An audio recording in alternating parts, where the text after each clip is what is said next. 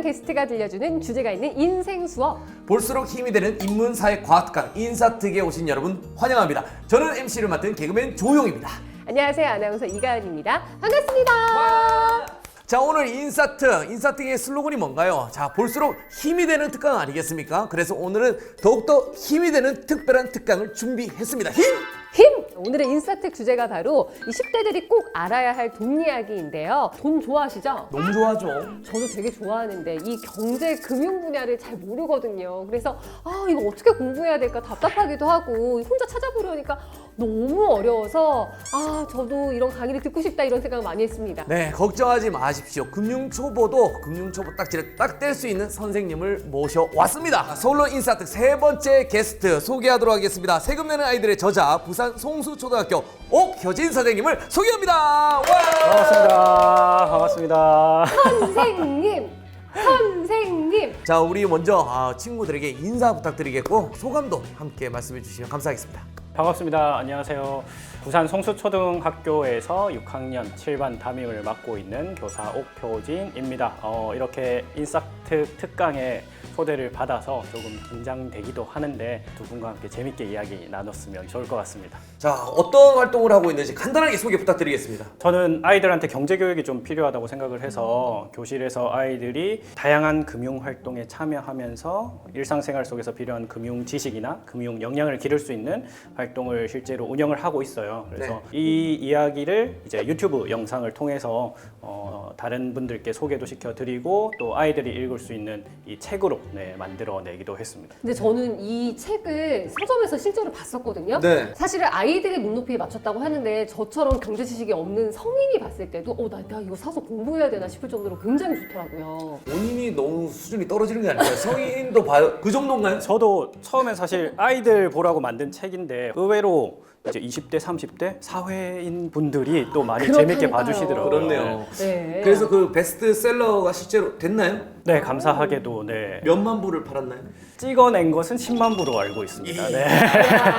그래서 입금은 얼마가 됐나요? 띠디. 자, 그래서 네. 우리 인사특 지금 함께하고 있는 친구들 중에 세금 내는 아이들, 이 유튜브에 대해서 잘 모르는 친구들이 있을 것 같잖아요. 그래서 어떤 거다 간단하게 소개해 주시면 좋을 것 같아요. 특히 학급 화폐 이거에 대해서 맞아. 조금 설명해 주시면 좋을 것 같아요. 학급 화폐 활동이라는 거는 교실에서만 쓸 수 있는 이제 돈을 가지고 아이들이 경제 활동을 하도록 만든 활동이에요. 그래서 보통 이제 경제 공부하면 책을 통해서 공부를 하거나 아니면 강의를 듣거나 이런 걸 많이 떠올리는데 저희 반 아이들은 이 학급 화폐를 가지고 1년 동안 저와 함께 이제 돈도 벌고요. 소비도 하고 저축도 하고 투자도 하고 뭐 보험 가입도 하고 뭐 부동산 활동도 하고 사기도 당하나요? 사기는 다행히 아직까지 없었습니다. 네. 아이들만 있는 경제 활동이에요. 반 안에서 대통령 아닙니까? 네, 맞습니다.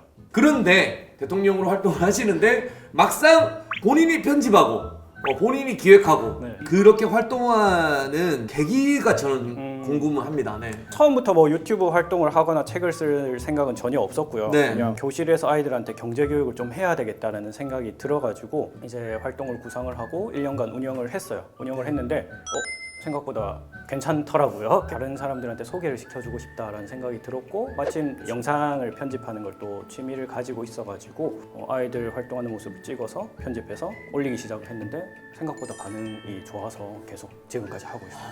유튜브 들어가 보니까 구독자가 16만 명이 네, 넘더라고요. 맞아요. 네. 그 팔로워분들이 연령대가 뭐 초등학생만 있는 게 아니고 아까 20, 30대도 있다고 네네네. 했는데 그러면 20, 30대까지 그렇게 인기가 있는 요인은 뭘까요? 경제하면 사실 어렵고 좀 지루하고 딱딱하게 느껴지는 게 있거든요. 근데 재밌는 모습을 통해서 전하고 싶은 지식도 조금씩 넣어서 이렇게 해서 넓은 연령대에서 고루 봐주시는 게 아닌가 싶어요. 그래서 제가 궁금한 것은 수익은 어떻게 됩니까?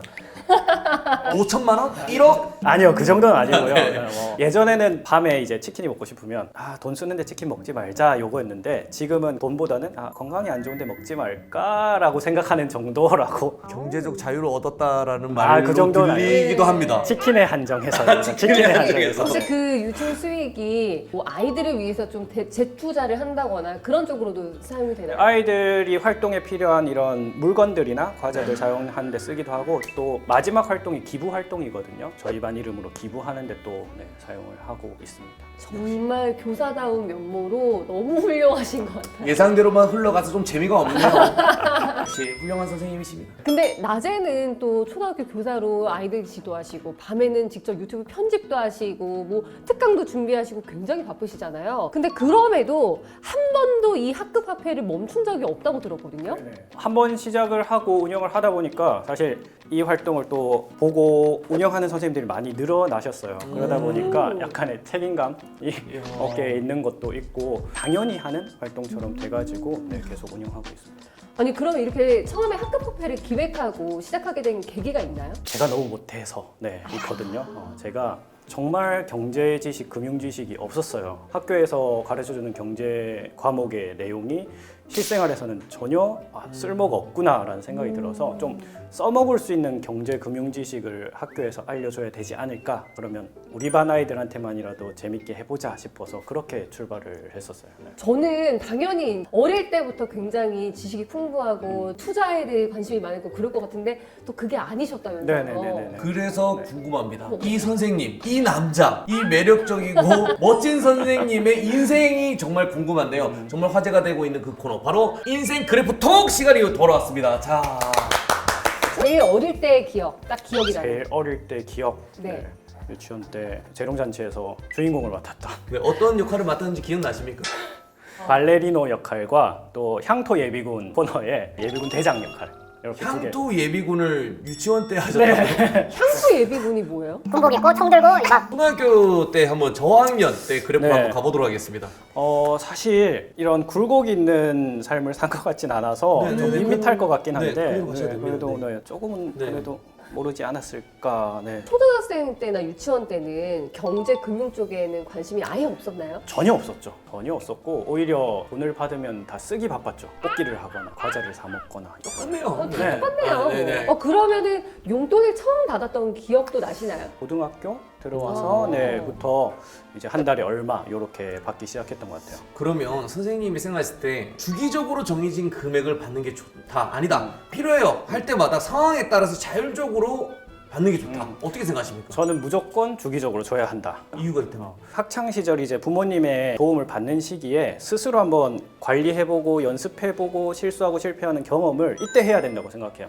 저처럼 사회 나와서 실전에서 실수하고 실패하면 수습이 안 되고 회복하는데 시간이 너무 오래 걸리거든요.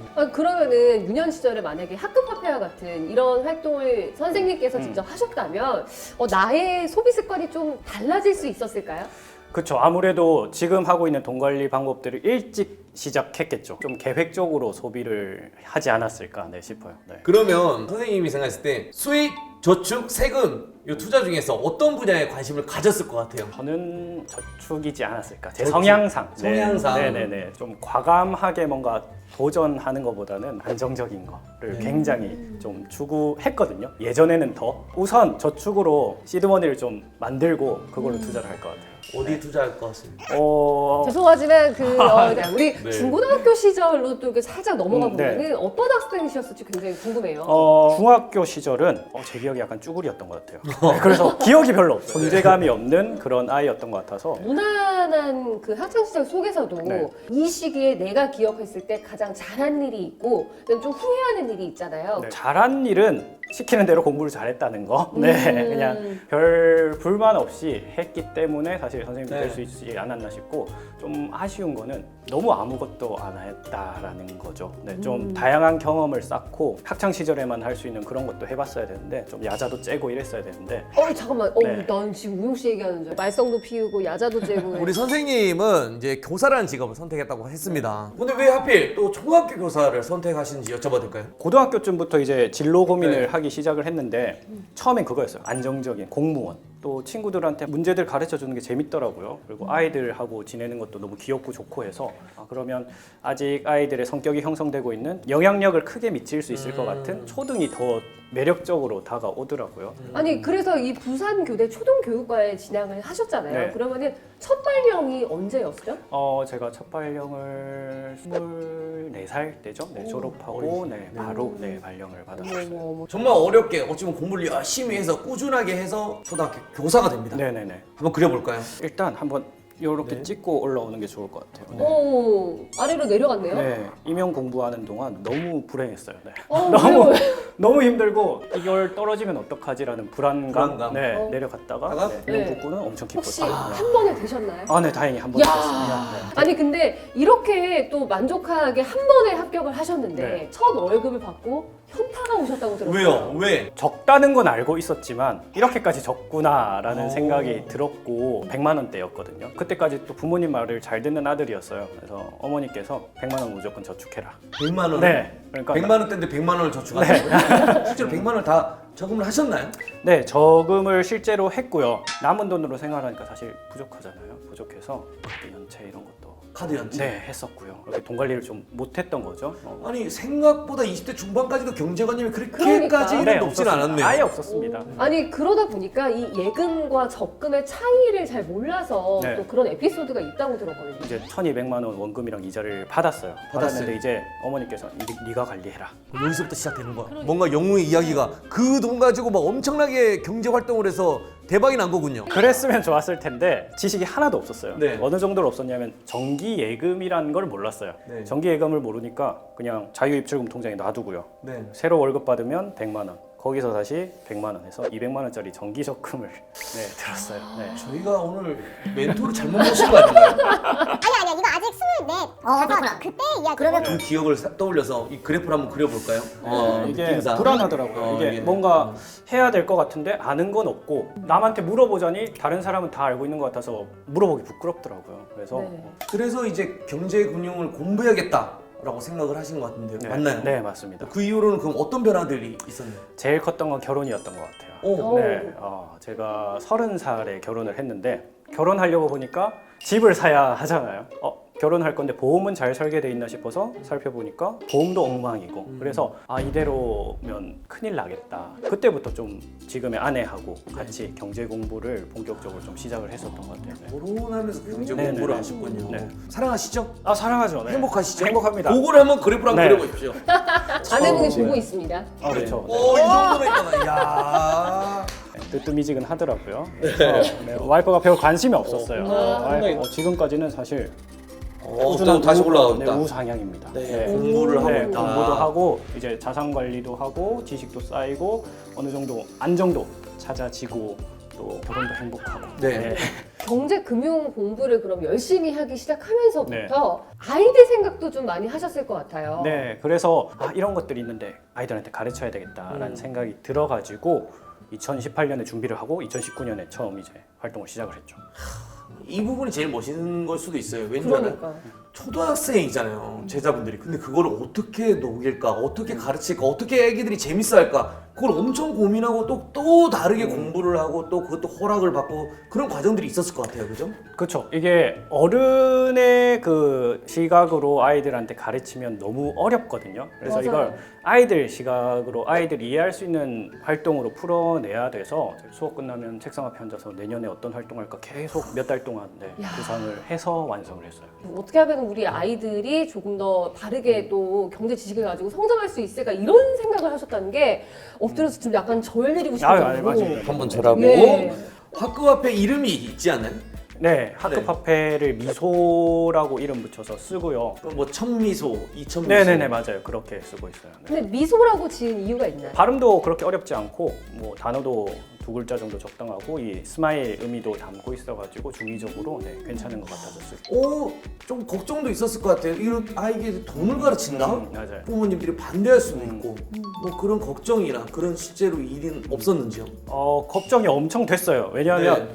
이런 활동을 이렇게 1년 동안 하는 교실이 거의 없다시피 했고 돈을 사실 그동안 대한민국 사회가 좀 부정적으로 아이들한테 많이 얘기를 했잖아요. 뭐 돈 밝히는 사람 이런 단어도 그쵸. 쓰고 하니까 이걸 했다가 아이들이 교실에서 돈돈거리면 어떡하지? 라는 걱정이 됐고 두 번째는 부모님들께서 이 활동을 조금 부정적으로 바라보시면 오해할 수도 어떡하지? 라는 생각이 들었는데 일단 부모님들 같은 경우는 사실 유튜브가 좀 도움이 된 것 같아요. 유튜브에 어떻게 활동을 하고 있는지를 부모님들이 보실 수 있으니까 이런 활동들이 이루어지고 있고 이런 도움이 되겠구나 싶어서인지 아직까지 뭐 민원 전화를 주신 부모님들은 한 분도 안 계셨고요. 네, 다행이라고 생각을 해요, 저는. 네. 또 다른 에피소드나 노력하신 게 있다면 제일 힘든 게 사실 물가 관리가 제일 힘들어요. 물가. 네. 그 안에서도 네네네. 물가가 있군요. 네. 시장이 가격을 형성을 해주질 않거든요. 네. 제가 가격을 임의로 정해야 되는데 이게 매년 정답이 없어요. 뭐 어떤 해는 소비를 엄청 활발하게 하는 아이들과 생활을 하고 어떤 때는 소비 성향이 낮은 애들하고 생활을 하니까 이 적정 가격을 얼마로 책정을 해야 되냐 이게 고민이라서 사실 아직까지도 고민을 계속 하고 있어요. 첫 해에 되게 시행착오가 많아서 좀 이렇게 들쑥날쑥했던 것 같아요. 들쑥날쑥. 근데 연말이 돼서는 이제 노하우가 좀 쌓여서 이 활동에 대한 만족감도 높았고 이 활동으로 또 제가 상을 받게 됐어요. 네. 오. 경제교육대상에서 최고상은 아니지만 또 상을 받게 돼서 이 활동이 괜찮겠구나라는 생각이 들었고 그걸 계기로 또 유튜브를 시작을 했고. 네. 아니 근데 이렇게 뭔가 다양하게 시도를 많이 했던 걸로 알고 있는데 그 중에 또 몸무게를 활용해서 무언가를 했다고 들었거든요. 초등학교 애들이 놀이처럼 쉽게 이해할 수 있는 활동을 찾다 보니까 제 몸무게 그래프가 이런 그래프처럼 막 들쑥날쑥 하더라고요. 그러면 내가 살이 찌면 수익을 얻고 살이 빠지면 손해를 보는 이 투자 상품을 만들어 보자 해서 그렇게 시작을 한 게 몸무게 투자 활동이에요. 이게 투자라는 게 이 굴곡이 있잖아요. 네. 리듬이 있거든요. 그래서 선생님이 제가 보니까 그 리듬을 주려고 나 이번 주 제주도 가요. 네. 나 이번 주 추석이에요. 이렇게 해서 친구들한테 예상을 하게끔 하더라고요. 그렇죠. 투자라는 게 운에 맡기는 게 아니니까 네. 항상 정보를 줘요. 제 몸무게 관련 정보를. 천재야. 말씀하신 제주도 간다는 것도 애들이 상반되는 분석을 하더라고요. 어떤 애는 맛집 많으니까 살 찔 거다 찔 하는 거야. 애가 있고 어떤 애는 한라산 등반하면 살이 빠질 거다 하는 빠질 거야. 애들이 있어서 똑같은 정보를 가지고 저렇게 다르게 분석하는 모습이 진짜 투자자들의 모습 같더라고요. 그때의 모습 보면 많이 뿌듯하시죠? 네. 제가 의도한 대로 활동이 흘러가면 되게 기분이 좋거든요. 오. 그래서 그 모습 볼 때 되게 뿌듯했어요. 아니 이렇게 다양한 시도를 또 많이 하시는데 그러면은 밑바탕이 돼야 되는 게 사실 선생님께서도 매일 경제라든지 이런 공부를 통해서 하는 거잖아요. 네네네. 평소에 그럼 어떤 방식으로 공부를 하세요? 책을 보기도 하고요. 이제 경제 뉴스 기사를 좀 많이 보려고 하는 편이에요. 그래서 출퇴근할 때 이제 경제 관련 라디오를 듣는 거거나 뭐 이런 식으로 하고 있어요. 그럼 저같이 성인인데 경제 금융 지식이 아무것도 없는 사람들한테 처음에 이렇게 공부를 시작하면 좋습니다라고 추천할 만한 그런 게 있을까요? 일단 시작을 해야 된다고 저는 생각해요. 공부를 다 해놓고 내가 이걸 해야지라고 하는 것보다는 만약에 뭐 저축 상품에 대해서 알고 싶으면 소액이라도 일단 넣으면서 배워보고 투자도 내가 공부를 해야 되겠다 싶으면 무리 되는 선 말고 내가 내 돈을 넣어놓고 주식 투자를 실제로 하면서 필요한 정보들을 좀 습득하는 게 필요하지 않을까. 그러니까 이론 말고 실전에서 이 경험과 함께 더불어서 하면 좋을 것 같습니다. 그럼 학생들이 이 돈에 대해서 어떻게 받아들였으면 좋겠는지 선생님 생각 있을까요? 돈이 전부인 것도 아니고 돈이 필요 없는 것도 아니거든요. 그래서 나의 행복을 찾아가기 위한 여러 가지 조건들 중에 중요한 조건 중 하나가 돈이다.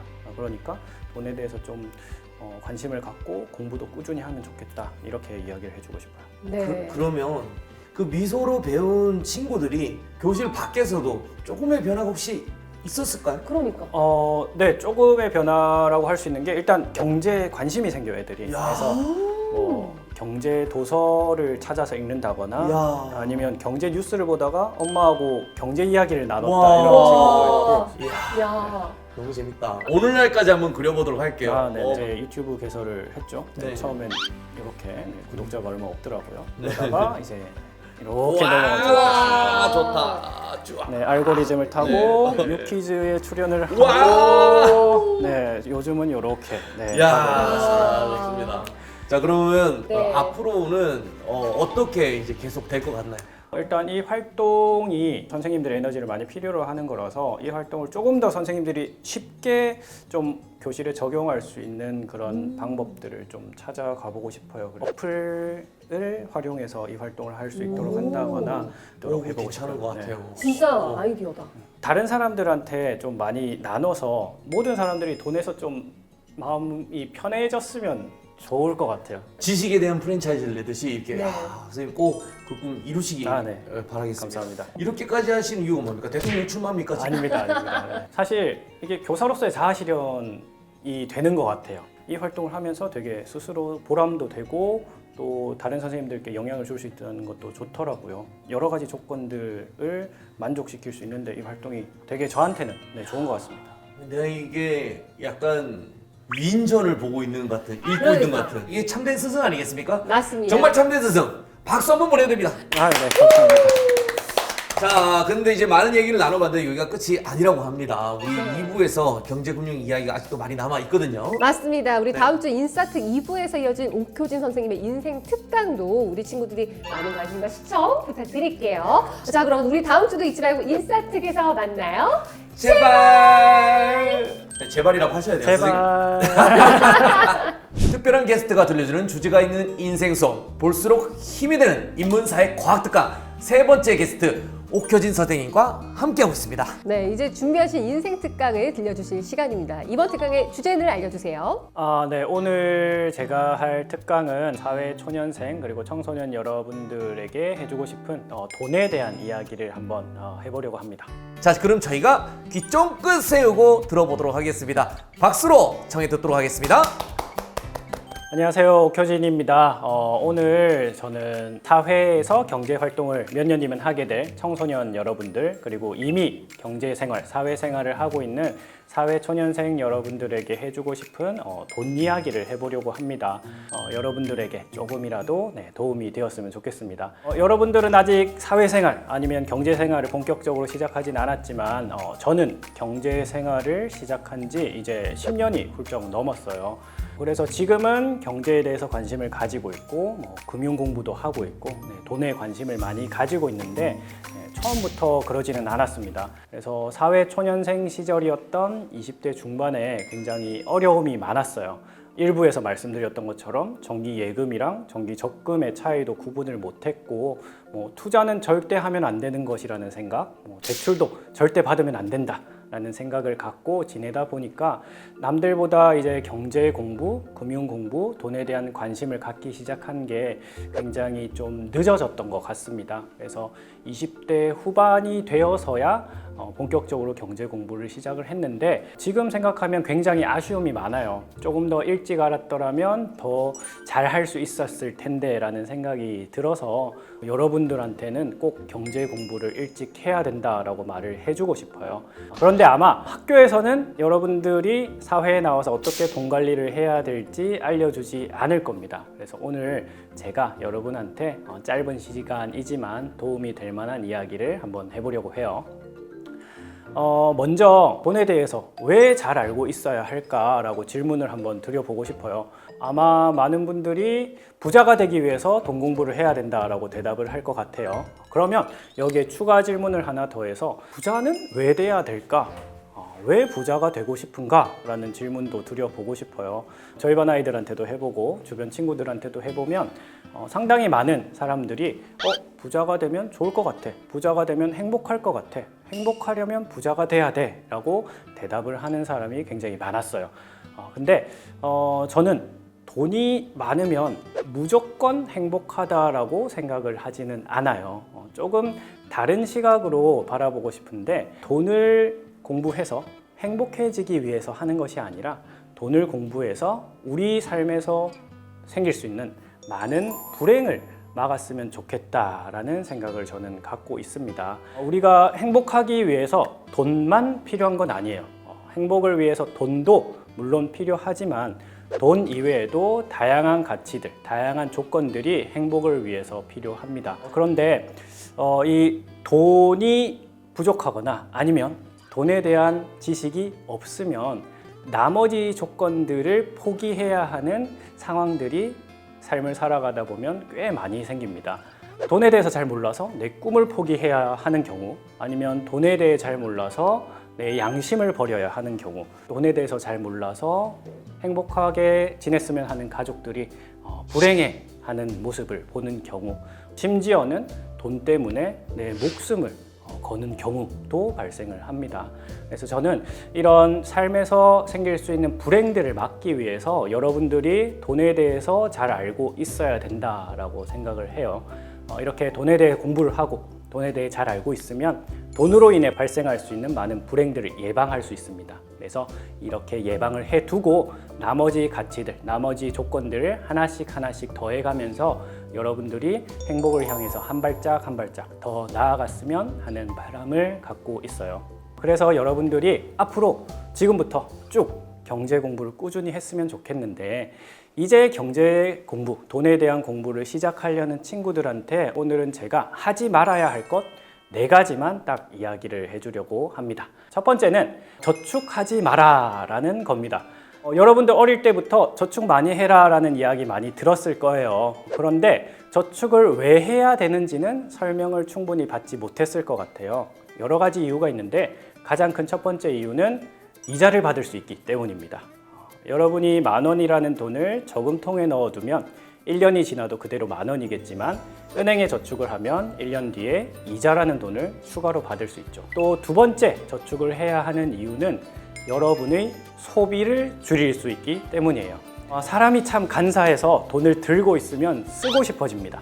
갖고 싶지 않았던 것인데도 갑자기 사고 싶은 마음이 들었을 때 돈이 있으면 쓰게 돼요. 그런데 저축을 해두면 여러분 돈이 은행에 들어가 있기 때문에 조금 시간을 벌 수 있습니다. 이게 정말 나한테 필요한 돈인가 하고 생각할 수 있는 시간이 필요하고, 또 그 돈을 찾기 위해서는 조금은 번거로운 과정이 들어가기 때문에 소비하고 싶은 마음을 조금 뒤로 미룰 수 있는 거죠. 세 번째는 내 돈을 안전하게 보관을 해줘요.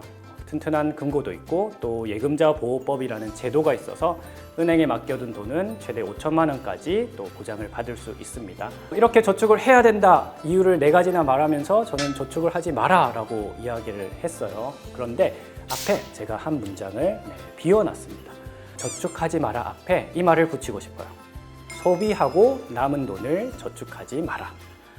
그러면 남기지 말고 다 쓰라는 건가? 이렇게 생각하는 친구들이 있을 것 같은데, 제가 하고 싶은 말은 저축을 먼저 하고 남은 돈으로 소비하고 생활하는 습관을 가장 먼저 들여야 된다라는 이야기를 하고 싶어요. 조금 더 자세하게 이야기를 해볼게요. 버는 돈이 많은 사람, 쓰는 돈이 많은 사람, 남긴 돈이 많은 사람 중에 누가 부자일까라고 질문을 한번 해볼게요. 그럼 당연히 남긴 돈이 많은 사람이 부자라고 대답을 할 거예요. 한 달에 2억을 벌더라도 한 달에 3억을 쓰면 그 사람을 부자라고 하지 않습니다. 마찬가지로 한 달에 2억을 쓰더라도 한 달에 1억밖에 못 버는 사람이라면 그 사람을 또 부자라고 이야기하지 않죠. 최종적으로 남겨서 내 자산이 되는 이 돈이 많아져야 부자가 되는데, 남긴 돈이 많으려면 2가지 방법밖에 없어요. 첫 번째는 내가 버는 돈을 늘리는 것, 두 번째는 내가 쓰는 돈을 줄이는 것입니다. 동시에 하면 제일 좋고요. 그런데 이렇게 소득을 늘리고 소비를 줄일 수 있도록 하는 것이 제가 조금 전에 말씀드린 저축이죠. 저축을 하면 이자로 소득을 늘리고 그 다음에 소비를 줄일 수 있기 때문에 여러분들이 부자가 되는 첫 걸음이라고 이야기를 해줄 수 있을 것 같습니다. 물론 평생 저축만 하라는 얘기는 아니고요. 저축으로 여러분들이 사회 초년생 시절에 가장 먼저 해야 될 것은 여러분들이 앞으로 돈 관리를 해 나갈 자본금 혹은 종잣돈 혹은 시드머니라고 하는 것을 만들어야 된다라는 것입니다. 그래서 여러분들이 이 종잣돈을 만들기 위해서 가장 먼저 들여야 할 습관이 소비하고 남은 돈을 저축하는 것이 아니라 저축하고 남은 돈으로 소비하고 생활하는 습관을 들이는 거예요. 그러면 어떤 친구들은 이게 좀 궁금할 수도 있을 것 같아요. 그럼 저축은 얼마나 해야 되나요? 이 얘기를 하기 위해서 과소비 지수라는 걸 좀 얘기할 수 있을 것 같아요. 과소비 지수는 나의 월 평균 소득에서 월 평균 저축을 빼고 이 값을 월 평균 소득으로 나눈 값입니다. 이 과소비 지수가 0.5 정도 되면 20대의 경우 적당한 수치라고 합니다. 조금 쉽게 이야기하자면 내가 100만 원을 벌면 50만 원은 저축해야 적절하다라는 얘기가 되겠죠. 물론 청소년 친구들은 아직 내가 절반을 저축할 수 있을 만큼의 용돈을 받지 않는 친구들이 많을 거예요. 근데 그 핑계로 저축하는 습관을 들이지 않으면 나중에 여러분들이 얼마를 벌더라도 저축하는 습관을 형성하기 힘듭니다. 그래서 지금부터 내가 할 수 있는 만큼이라도 우선 저축을 하고 남은 돈으로 한 달 생활하는 습관을 들여보면 여러분들의 저축 습관이 형성이 되고 사회 초년생 시절에 종잣돈을 만드는 데 큰 도움이 될 거라고 이야기를 하고 싶어요. 두 번째로 또 여러분이 하지 말아야 할 게 있습니다. 또 저축하지 않는 건데요. 앞에 한마디를 더 붙여볼게요. 바로 목적 없는 저축을 하지 마라 라는 겁니다.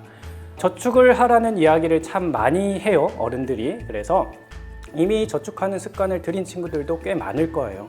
아니면 제가 첫 번째 얘기한 것처럼 지금부터 저축 습관을 들여야 할 친구들도 있을 겁니다. 근데 이때 목적이 없이 그냥 저축해야 하니까 저축한다 라고 생각을 하고 저축하는 친구들은 소비를 하게 될 위험성이 굉장히 높아져요. 왜냐? 우리가 저축을 하면 만기라는 날이 돌아옵니다.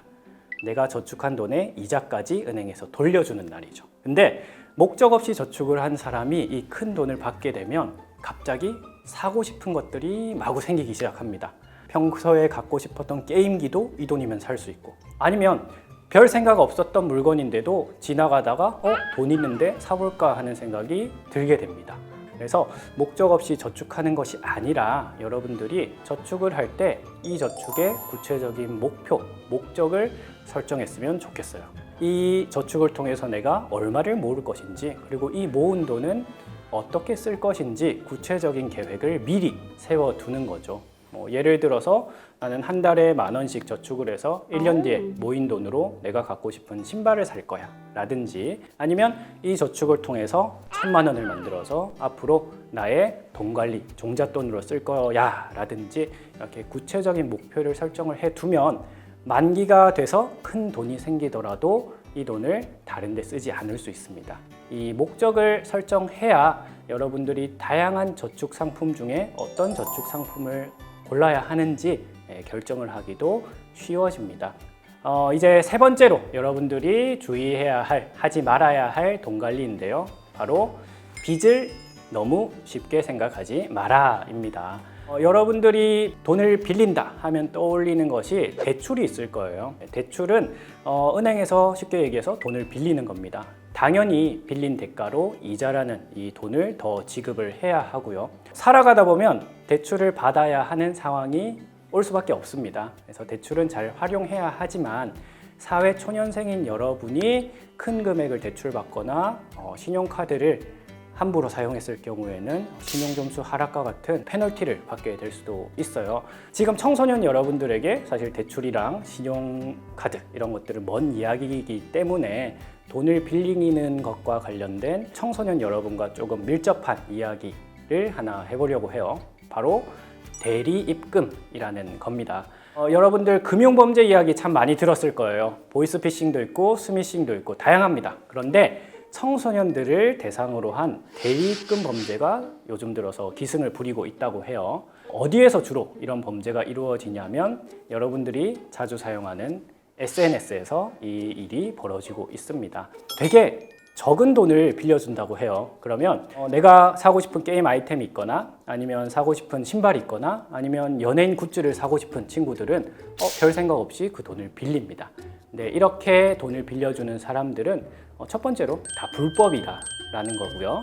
두 번째로 터무니없는 이자를 요구합니다. 그런데 여러분들이 이자를 얼마나 내는지 잘 알지 못하면 그게 큰 이자라고 느끼지 않아요. 왜냐? 대리입금에서는 몇만 원 정도를 빌려줍니다. 예를 들어서 10,000원을 빌렸다. 그런데 한 달 뒤에 1,000원만 더 이자로 내고 갚으세요 라고 얘기를 합니다. 1,000원이라는 돈 얼마 안 돼 보이죠? 그런데 1,000원이라는 돈은 10,000원의 10%나 되는 돈이에요. 그래서 이자율이 10%나 되는 겁니다. 근데 여기에 함정이 하나 더 숨겨져 있어요. 우리가 은행에서 돈을 빌릴 때 내는 이자를 결정하는 이자율은 보통 1년을 단위로 계산을 해요. 그래서 연이율이라는 단어를 사용을 하는데 1,000원을 매달 내서 12달을 냈다. 그러면 전체 다 내게 되는 이자가 12,000원입니다. 10,000원을 빌려서 1년에 12,000원을 낸다는 거죠. 결국 이자율로 치면 120%의 이자를 여러분들이 내고 있는 거예요. 이런 이자율에 대한 개념, 내가 얼마의 이자를 내는 거고 이건 어떤 수준의 이자인지 잘 알지 못하면 쉽게 생각했다가 큰 피해를 얻을 수도 있고, 대리입금을 하는 사람들의 경우 지각비 아니면 감사비 이런 이름으로 돈을 더 달라고 요구를 해서 많을 경우에는 연 이자율이 1000%, 가까이 되는 경우도 있었다고 해요. 10만 원을 빌렸으면 100만 원을 이자로 내야 되는 겁니다. 그래서 여러분들이 돈을 빌리기 전에 이 돈을 빌리는 것에 대한 개념, 그리고 이자는 어느 정도 내가 내게 되는지, 이 이자를 내가 감당할 수 있는지 반드시 생각을 하고 돈을 빌려야 된다라는 것을 말해주고 싶고요. 청소년 시기에는 돈을 빌리는 것은 최대한 하지 않는 것을 추천하고 싶어요. 이제 마지막으로 네 번째 여러분들이 하지 말아야 할 것이 하나 있는데 바로 비교하지 않기입니다. 여러분들 혹시 부탄이라는 나라에 대해서 들어봤는지 모르겠어요. 몇 년 전에 한 가지 사실 때문에 굉장히 유명해졌습니다. 어떤 사실이었냐면 세계에서 국민들의 행복도가 가장 높은 나라로 발표되면서 한국에서 굉장히 유명해졌어요. 그래서 사람들이 돈과 행복은 크게 상관이 없구나, 돈이 없으니까 행복할 수 있구나 라고 이런 근거 자료로 많이 쓰인 나라인데, 그 발표된 해가 2011년도거든요. 근데 시간이 지나서 2019년도에 다시 부탄이란 나라의 행복도를 조사를 해봤더니 결과가 충격적이었습니다. 결과가 60위 밖으로 떨어졌어요. 한 8년 정도만 지났는데도 말이죠. 그래서 우리나라보다도 행복도가 낮은 나라가 이제는 되어버렸습니다. 사람들이 왜 이렇게 1위였던 나라가 갑자기 순위가 떨어졌나 찾아봤더니 바로 부탄에 인터넷이 발달하기 시작했다라는 이유입니다. 인터넷이 발달하면서 SNS도 접하게 되고 다른 지역의 사람들이 어떤 생활을 하고 있는지 보고 나의 생활과 비교하기 시작하는 순간 행복도가 급격하게 낮아졌다는 거죠. 끊임없이 비교하게 되면 나의 행복도는 높아질 수가 없어요. 그래서 여러분들이 해도 되는 비교는 딱 하나뿐이에요. 과거의 나와 비교하는 겁니다. 그래서 다른 사람이 무엇을 가졌는지, 다른 사람이 무엇을 하고 지내는지 비교하기보다는 내 1년 전 모습보다 지금 내 모습이 돈 관리를 더 잘하고 있는지, 돈에 대한 공부를 더 많이 했는지를 비교했으면 좋겠어요. 그래서 SNS에서 보이는 여러 사람들의 소비, 다른 친구가 산 물건, 이런 것을 부러워하거나 비교하지 말고 나만의 기준을 꼭 세웠으면 좋겠습니다. 그래서 이 기준을 세우면 우리가 소비할 때 꼭 피해야 할 세 가지 소비도 피할 수 있어요. 첫 번째는 바로 충동 소비입니다. 원래 사고 싶었던 것 혹은 꼭 나한테 필요한 게 아닌데도 갑자기 사고 싶어져서 물건을 사는 경우죠. 이 충동 소비 여러분이 주의해야 하고요. 두 번째는 모방 소비입니다. 모방 소비는 따라서 사는 거예요.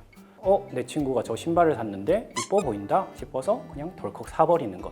이것이 바로 남과 나를 비교하면서 생기는 모방 소비인 거죠. 이 모방 소비도 여러분들이 조심해야 하고요. 마지막으로는 과시 소비입니다. 자랑하기 위해서 물건을 사는 것도 여러분들이 피해야 하는 소비예요. 그런데 SNS를 하다 보면 여기저기서 자랑하는 모습들을 참 많이 볼 거예요. 그래서 가장 좋은 것은 SNS를 하지 않는 것이라고 얘기를 하고 싶지만, 만약 SNS를 하지 않기 어려운 상황이라면 이 세 가지 소비를 내가 하고 있는 것은 아닌가, 내가 다른 사람과 계속해서 비교하고 있는 것은 아닌가 생각을 좀 해봤으면 좋겠습니다. 제가 오늘 네 가지 여러분들이 돈 관리하면서 하지 말아야 할 것 이야기를 드렸어요. 첫 번째, 소비하고 남은 돈 저축하지 않기. 두 번째, 목적 없는 저축하지 않기. 세 번째, 빚을 쉽게 생각하지 않기. 네 번째, 비교하지 않기입니다. 앞으로 여러분들이 공부해 나가야 될 경제, 금융, 돈에 대한 지식들이 아주 많겠지만 우선 시작하는 여러분들이 이 네 가지를 꼭 기억하고 돈 관리를 시작한다면 경제 생활을 시작했을 때 남들보다는 조금 수월하게 시작할 수 있을 거라고 얘기를 하고 싶어요. 오늘을 계기로 많은 친구들이 경제에 관심을 가지고 돈에 대한 공부를 꾸준히 해나갔으면 좋겠습니다. 네, 경제 금융 기초가 탄탄해지는 느낌입니다. 네. 자, 우리 훌륭한 특강을 해주신 우리 선생님에게 박수 한번 부탁드리겠습니다. 감사합니다. 네. 이제 아쉽지만 마지막 인사를 드려야 될 시간이 왔어요. 오늘 인싸특 함께한 소감이 궁금합니다. 두 분이 너무 진행을 잘 해주시고 편안하게 해주셔서 오기 전에 긴장을 많이 했는데 편안하게 할 수 있었던 것 같고요. 이 영상을 통해서 좀 경제, 금융, 돈에 대해서 관심을 가지는 친구들이 또 많아졌으면 하는 바람입니다.